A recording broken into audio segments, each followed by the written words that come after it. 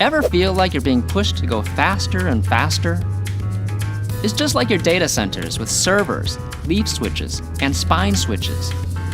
Demands on server processing power are constantly increasing, and you need to upgrade your servers to keep up. But when you do that, you'll have more data running back and forth, so you'll have to upgrade the links on the switches too. Wouldn't it be great if you didn't have to upgrade everything all at once? Using next-generation switches with QSFP 100GB ports, you don't have to. Instead, you can upgrade incrementally. You see, QSFP 100GB ports don't have to connect to other 100GB ports.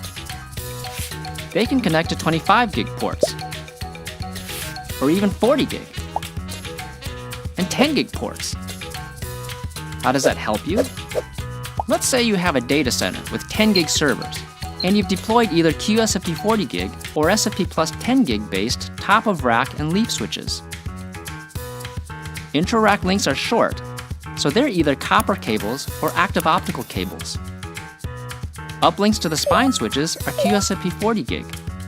If they're short enough, the links can be active optical cables. If not, they may be pluggable transceivers with multimode fiber. One day, you decide to refresh your switch ahead of an anticipated 25GB server deployment. You want to prepare your network for the future, so you make the smart choice to bring in new switches with QSFP 100GB ports. The servers are still 10GB, and you don't really need that 100GB uplink yet.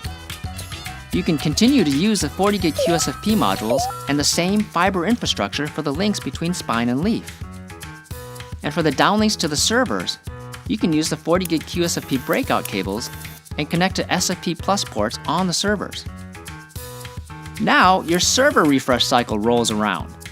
Upgrade to 25GB servers, and all you have to do is replace the links. Swap in some 4x25GB breakout cables for the 4x10s. These can be either copper breakout cables or 4x25 active optical cables, depending on the distance and whether you prefer thinner and more flexible fiber optic cables over copper cables. To avoid too much oversubscription, swap in QSFP 100GB links for the QSFP 40GB links between the leaf and spine. Notice that you didn't have to change any fiber infrastructure, so everything can be incremental and aligned with your refresh cycles. How's that for future scalability?